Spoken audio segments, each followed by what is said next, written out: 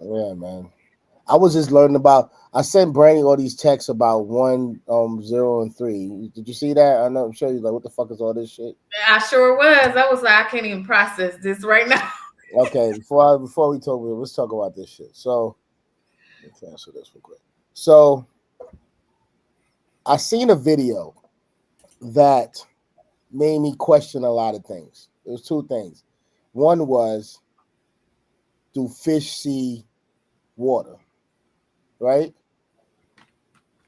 And I'm like, because they live in that. So do they see it? Right? We can see water because we live in air, but do they see air?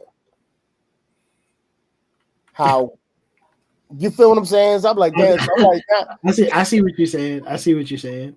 I don't even know how we can answer that, right? Because I think to see anything requires a certain mental capacity in which is necessary to process what you're seeing. okay.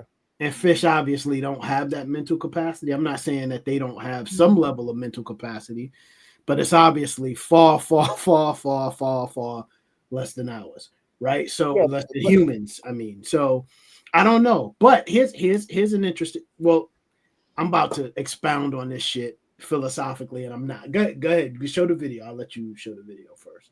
I don't have the video for that. Oh, okay. All right.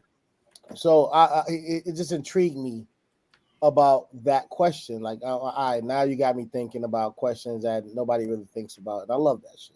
Yeah. Right.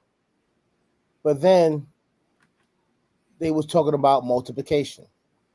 Okay. And they was talking about how if 2 times 2 equals 4, and 3 times 3 equals 9, right? Mm-hmm. And keep on going. Why doesn't 1 times 1 equals 2? Yeah. That is something that oh boy was talking about too. Terrence Howard. Terrence Howard, yeah. And I'm like, So now me and Lisa arguing about the shit. You know what I'm saying? Like, dude, like, because 2 times 2, like, all right, so 2 times 2 is basically, let's say 3 times 3. 3 times 3 is 3 plus itself. You know what I'm saying?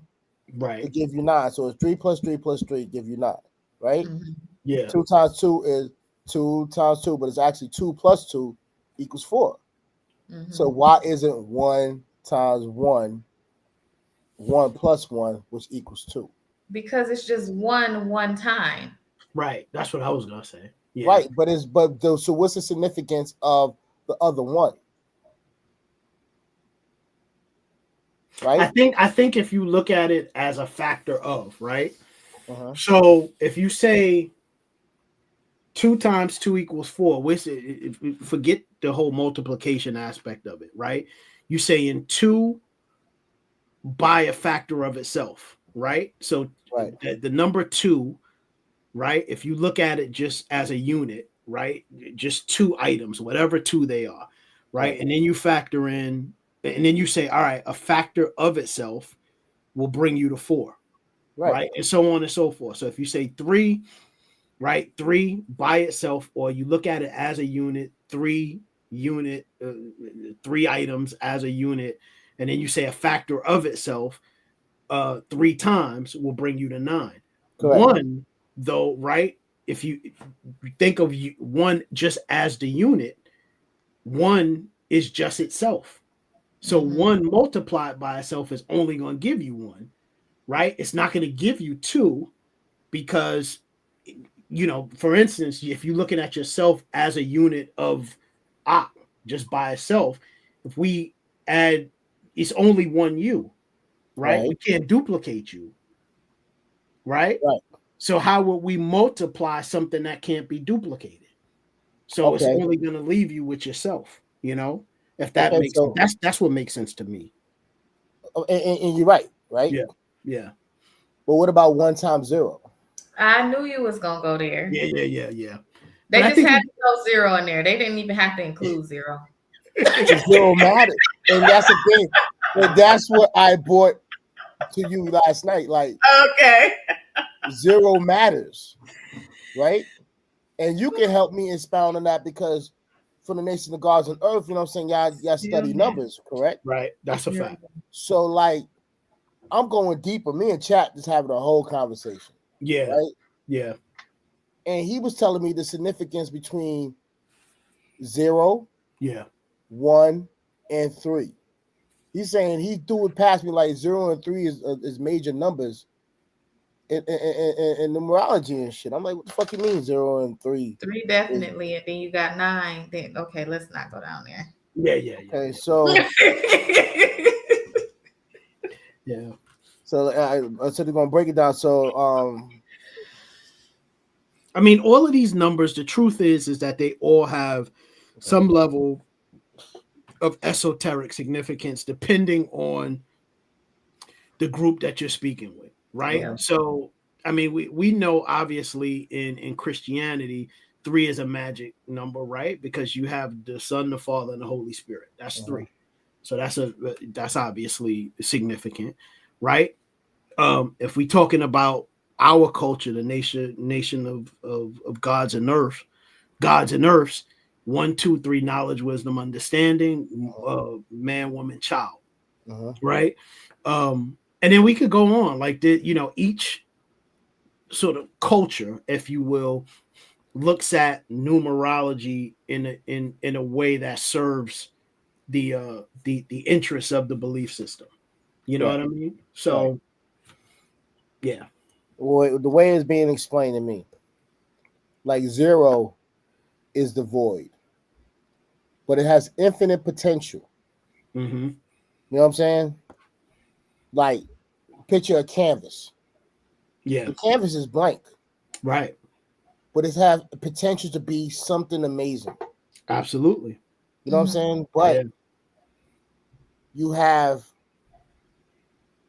the expression, the emergence, the self spark, the idea to apply it to the canvas. The will. You know what I mean? Yeah. But then you got the tools, you know what I'm saying? You got the paints, right, which is 3. Right. You know what I mean? And it's the expression of the number. So like I'm fucked up already, bro. I'm sorry. No, I get what you're saying though. It makes a lot of sense. I mean, if you think about 0 as in the absence of anything, the absence of anything, we can say esoterically is the opportunity to bring in everything, right? And it provides infinite potential. So if we think about this in the context of your painting, right? And you looking at a blank canvas, it's a blank canvas, which we're looking at it in terms of numbers. Yeah, it could be 0 because there's nothing present on the canvas. But the minute you start putting things on there, particularly if you assigning a number to each thing that you're putting on there, we can reasonably, with a great deal of reasonability, say that canvas represents an infinite space, right? Because you can literally just keep adding and adding and adding and adding to it. There's no end. You know what I mean? Like there's virtually no end. Right. So then if you look at that canvas, what it represents fundamentally, it does represent this this space of infinite potential, right? And infinite things, you know? So we can, this is the thing with this stuff too. Like it's very important. It's very easy to go down these rabbit holes with this because there's so much philosophical things that people can sort of branch off on, and so many esoteric things. Like I was saying, like even with the with nation of gods and earths, like it's the truth is that the number 0 is not really even considered a part of the supreme numbers or supreme mathematics, right? It's only 1 to 9, knowledge to born, right? And then when you get to born, after born, it's the 0, which is cipher. And depending on who you're speaking with, they'll say, well, 10 and 10 is knowledge, add on cipher. Right. But all it really means is that you starting over from it. You starting over. So I'm glad you said that. So like 0 is the return, it's the renewal. Right. Right. At the expansion comes stillness. 0. It's not destruction in a negative sense. It's a reset, the void that clears up space for the next emergence. That's right. Socially, this appears as a collapse, silence, rest, transformation, Old systems fade, and so new ones can rise. Yeah. Energetically, water and space, the womb, the ocean, and infinite. Culturally, periods of introspection, loss, meditation, when society redefines itself and prepares to start again. On the beauty of zero is that it looks like it's the end, but it's actually a pause for the rebirth. That's a You know fact. what I mean? True indeed, We're at that point right now in real life. Mm-hmm. Yeah. Well, I think we're like that all the time, just in our personal walks in life Speak too. that shit, bro. Speak that You shit, know, bro. like we, if you think about, waking you up, know, shit. you think about things that you take on. Like, here's a great example. Like, you guys went to, what was it? I'm sorry, I don't want to mispronounce it. Was it Toastmasters? You guys went to Toastmasters, right? Mm-hmm. So it can be argued, if I'm speaking about this in terms of, if I'm speaking about this in the context of supreme mathematics, we can say that you guys going to Toastmasters, you learned something there. So you went from knowledge to born, right, at your Toastmasters. But it doesn't mean that it's the end of whatever it is you're going after in terms of bettering yourself in terms of communication. So you might find that the next thing that you go to, you do it all over again. You go from knowledge to born. And that's what our life is all about. Like, every day we're going from knowledge to born, right? And the next day, and then at the end of the day, we're at cipher, right? Because that cipher is completed for the day. Hopefully we maximize the opportunity to go from knowledge to born. We were able to extrapolate everything we needed to out the day to make us a better person at the end of the day. At the end of the night, when you go to your rest, you can say, all right, I'm at cipher. When you get up in the next morning, you're starting that knowledge again, right? And it's just this cycle over and over again. And really, all it is fundamentally is every day us being able to look at the world, be open to it, and pull new things that can better us as human beings. Correct. You know, correct. Yeah. So, like with the number one, the spark of emergence. I will. When something new begins, a movement, an invention, that's like you just said, a movement, an invention, and generation. It starts as one thought, one individual, one spark. This stage is about identity, direction, and willpower. Socially, the pioneers, the founders, and the prophets, the first voice stepped out of silence. And that's why I like my piece right there. It was eruption of silence. You know what I mean? So that makes a lot of sense. And now it's starting to get me different of how I'm going to navigate my next series. You know what I mean? I'll even go a bit deeper if you allow me to interpret that painting, please right? Do, brother. Please like do. If you know, I look at that painting and I see the dominant color on there is black, right? And many people say, I mean, if we sort of compare it to the life cycle of a human being, right? We start out in the womb, right? Which is a space that's in darkness, right? And then when we step out into the world, or when we're born, we start pulling in all these experiences from birth, right? And we could look at these in terms of the colors that are on your painting, right? And each color represents a new experience, a new opportunity, and this, that, and the other. But it is all still set upon this void of darkness. You know what I'm saying? So that painting, man, it's you know, you have a lot of opportunity there to expound on it in a way that will connect with people and resonate with people on a bunch of different levels, be it philosophical, be it religious, individual, like esoteric. Like it's a great painting, man. It's really good. Well, thank you, first of all. Yeah. You're right exact on that. So to continue, like I say socially, so energetically, it's fire. It defines it, like you just said, it defines itself against the void. You know what I mean? Culturally, every Renaissance, revolution, or innovation begins with one, a single defining consciousness.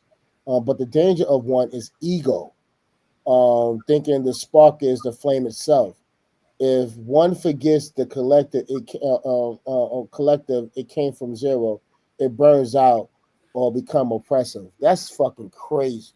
Yeah, that is. I never heard of it that way, and that's very interesting. I was taught that one is the presence of knowledge, right? And the the taking in of knowledge. So to hear it that way is very interesting, because the assumption from my learning is that, we take knowledge in not to harbor it, but to share it. Right. Right. And then by us taking the knowledge in and sharing it, that's when we truly get to this place of wisdom and understanding what that knowledge is. And then from there, after that, you get to this point of understanding, right? And understanding is the best part of knowledge and wisdom, right? Because it is it's the truest evidence of you having knowledge and you understanding how to apply it. So hearing it that way is very interesting to me, because when I think about supreme mathematics, supreme mathematics, knowledge, wisdom, and understanding, like I said, understanding is the best part, and it really is the byproduct of knowledge and wisdom coming together. And fundamentally, that suggests in and of itself that there is no harboring or benefit to holding on to the knowledge. It's to share it, Exactly. But as I look at it, what I'm saying, culturally, there's a lot of gatekeepers out here that is very vested in ego. And it's like, you're supposed to be spreading the wealth. You know what I'm saying? You're not supposed to harbor even just the constructs of the nations. Yeah. You know what I'm saying? Yeah. Like what we'll do. They're making us pay for grapes. You know what I'm saying? They're making us pay for water. Like, you harboring things that is supposed to be naturally was given to us. You know what I'm saying? The universe. And it's like, it's so crazy. So the ego is going to shut down eventually. It's gonna go back to the void. So a reset if you allow it, right? Yeah. But here's the thing with that, though. And this is because I understand why it's not important, why we should never harbor information. But I do recognize that in business, harboring information it keeps you ahead of your competitors, which is the reason why there's something called proprietary information, right? Because you don't want to just be sharing your trade secrets with your competitor so that they can get an edge out over you. You know what I mean? That's very true. Yeah, that's not good business. Right. So I think that there definitely needs to be a differentiating conversation between and maybe I'm overthinking it, which I no, you're not. No, my wife says you always like to know things, right? So and you always feel a need to expound on things. But I think when it comes to us as individuals, like, the two of you, if there's information that I know, you got it. You know what I mean? Everything that I know and all of the knowledge that I have, or the bits of knowledge that I have, anybody that I come across, I'm happy to share it. As you should. I mean, it's organically like that. As you should. But here's the thing. If this makes sense, I'm happy to share it out of a place of selfishness. And what I mean by that is that if I share it, I'm automatically under the assumption that you're going to share with me whatever information that you have. So if I'm being honest, I'm always happy to share, because there's this selfishness in me that believes that if I share with them, they're going to reciprocate and share with me. That's not even real life, yo. You know what I mean? It's not, but that's the way that I think. No, that's the way I think. Yeah. And it's like, and it's crazy. Yeah, it's crazy. So it's like, especially somebody that you don't know what's their kung fu. Right. You know what I'm saying? You don't know what kind of skills they really have, what they've been reading and everything like that, and you just building and you talking to them and everything like that. And I'm gonna bring it full circle back to how Toastmaster was. Yeah. I thought it was a beautiful experience on the aspect of keeping everybody sharp.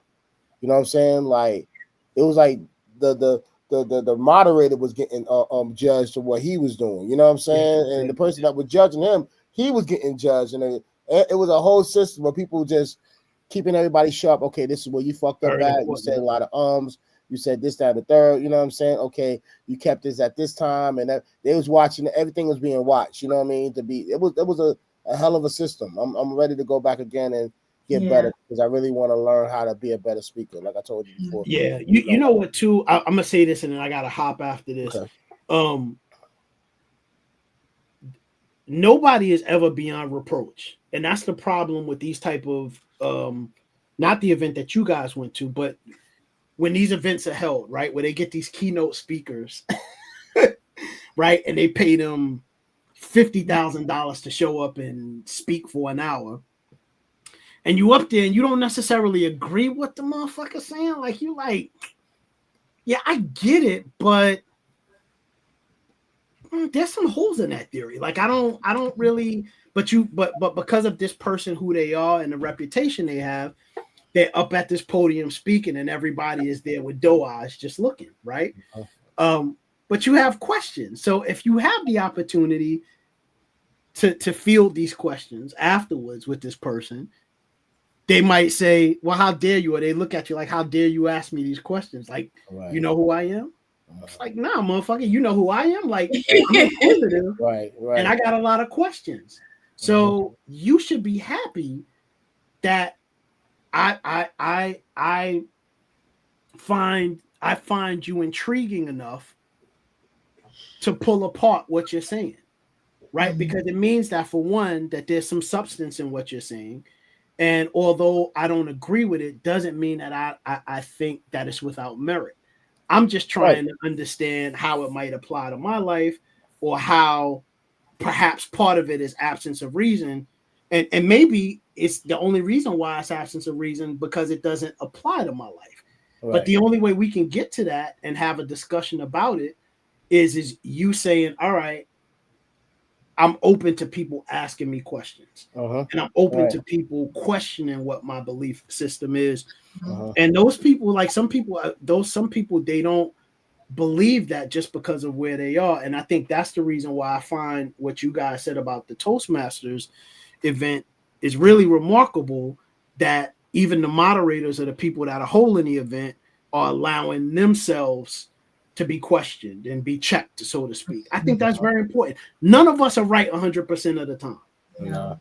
You know what I'm saying? So, according to my wife, she's always right. But yeah. Yeah. The last thing before you leave. So three. Go ahead. So the phase of expansion, we create. Once the spark ignites, expression follows. That's 3. It's when ideas multiply into language, culture, community, and art. This is the heartbeat of a thriving society: storytelling, innovation, laughter, and shared creations. Socially, the builder, teachers, and artists and connectors who translate one person's vision into something that many can feel. Energetically, air, communication, and movement. Culturally, music, architecture, literature, the visible expression of the invisible. The visible expression of the invisible spirit. I like that a lot. But when 3 becomes excessive, it can lead to noise, distraction, or confusion. Too many voices without grounding. That's when we approach the next phase, and that's a rebirth. Say that again. What was that last part you said? When 3 comes to, what was it? But when 3 becomes excessive, it can lead to noise, distraction, or confusion. Too many voices without grounding. That's when we too many voices without grounding. Damn. That's when we approach the next phase. Yeah, I like that. Rebirth. I like that one. That part is powerful. Yeah. Shit. Yeah. Me and Chat was talking all night, bro. Yeah. I had mad let me that just came from 1 times 1. Yo, let me tell you something about Chat. And then I really gotta hop off after this. But so at my job, they have, at my employer, they do this thing several times a year. Not several times a year, that's not true. Once a year or twice a year, where it's what they call, I don't know, this might be proprietary, so I don't want to put the name out there, but it's a grow session for the employees, right? So they put out a bunch of calendar invites for a bunch of relevant topics, and they're very broad topics related to personal growth and technology and things like that, and how you could better use them in your day-to-day job and stuff. So one of the things that this session is very much rooted in is the effective use of AI to help you in your day-to-day tasks, right? And I found it very intriguing and informative, just because I'm a huge proponent and enthusiast of AI, right? I believe it's the future, and I fully embrace it, and I encourage everybody to embrace it. But one of the things that I think people get frightened about, and rightfully so, is that AI is gonna perhaps take jobs from people. But I think what people should start thinking about in terms of AI is how it can serve your personal interest and growth, whether it's personal or business, right? Like, check out what you just did, brother. You just went ahead and had a conversation with chat for it to expound on what numbers mean.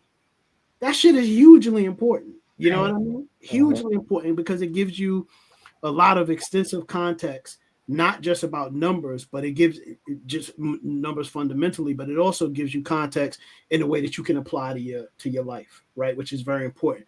But one of the other things too with chat is just think about the implications of using chat as it relates to business building as an entrepreneur, right? Like back in the day, right? Like you an entrepreneur, you got to do everything yourself, right? And you still do. But the reality is that now you got a research assistant that's well versed in every topic, right? Like, imagine the load that takes off of you as a business, somebody that's building a brand or building a business from the ground up. You could go into chat and ask it anything, like, how do I get into this market? Like, what is the pathway to entry into this industry with the lowest barrier of entry, right? Like, what do I need? You know what I mean? What are some of the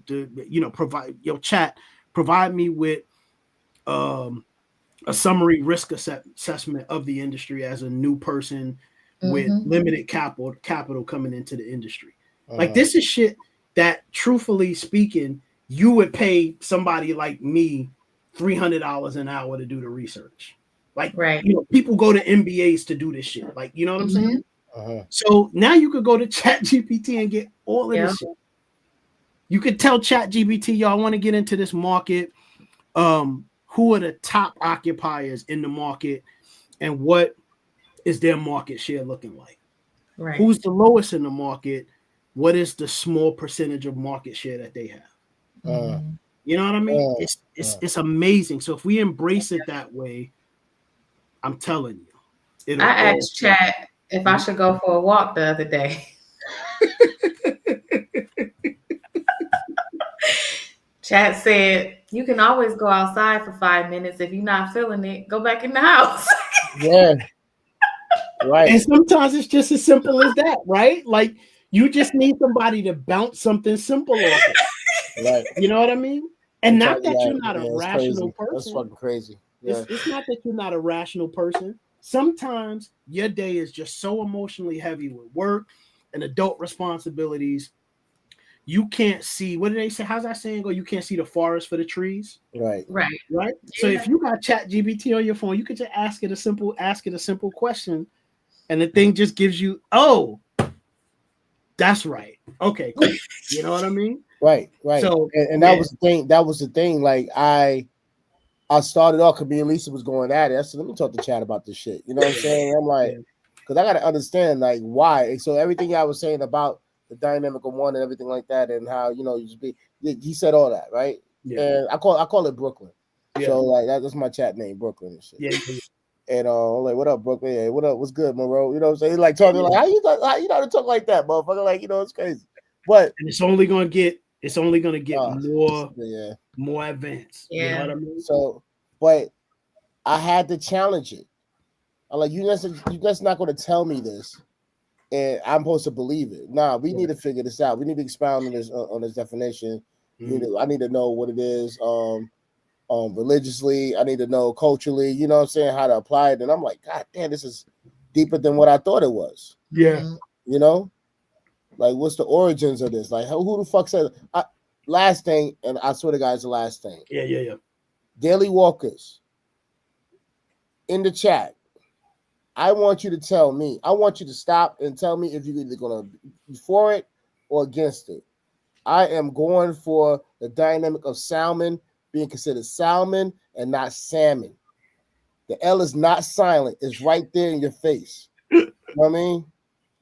You're right. You're right. salmon. You're right. I saw your IG post with that, and I started to post something that poked at you a little bit, but I decided not to say anything. Come with, bring it on, brother. No, you know what I'm saying? I decided to just heart it and not say anything. What's your thoughts, D? What's your thoughts? Me? Yeah. Nah, I just think it's salmon. You think it's you always thought it was salmon when you was going? I always thought it was salmon because that's the way I was raised to say it. You know what I mean? But listen, your argument is completely plausible. So is Jadakiss, right? Because he also says salmon, and the truth is it has an L. It's no reason why that L should be silent in that word. It just isn't. But salmon just sounds better than salmon.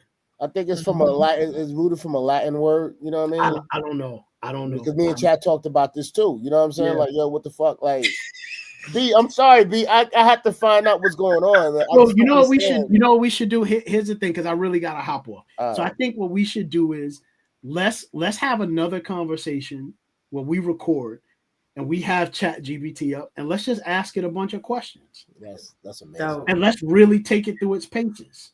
Yes. Right. And I also want us to talk about at that point too, why everybody should consider just creating themselves their own chatbot agent. Right? Because if you create your own chatbot agent, as you've already started, which is the reason why you call it Brooklyn, you could train that chatbot agent based on the amount of the type of prompts that you're putting in there. So the conversation that you're having with ChatGPT or with your chatbot more specifically becomes more fluent and more suited to your style of communication. God damn it, D. Let's go. So let's talk about create that. I want to know how to create that. Yeah. So we'll talk about that. But I gotta hop. That's a great episode. Good seeing y'all. All right. Cool. All right. Peace. All right. Love you, man. Yeah.